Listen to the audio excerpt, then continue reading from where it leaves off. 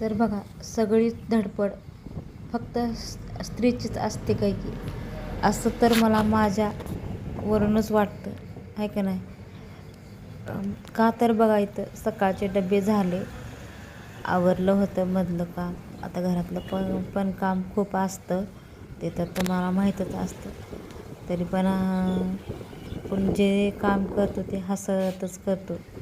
आणि इथं बघा, आता इथं काढायला तर कुणीच नव्हतं आणि मी एकटीच होते. आता हे पेंड्या तर निघतच नव्हत्या. सकाळीच तर मुलालाही म्हणलं होतं आणि ह्यांनाही म्हणलं होतं पेंड्या काढून जावा, पण दोघांनी बी काही काढले नव्हते. त्यांना लक्षातच राहिलं नाही काय की.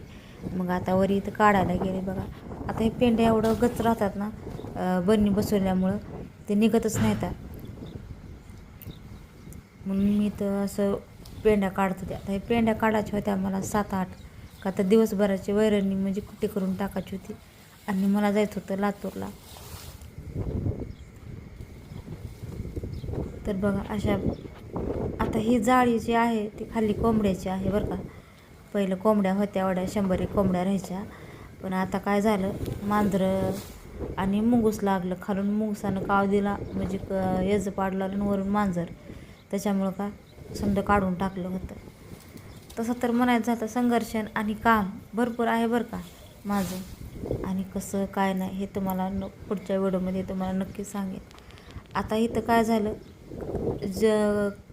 दिवस झाला थोडा आणि काम झालं जास्त.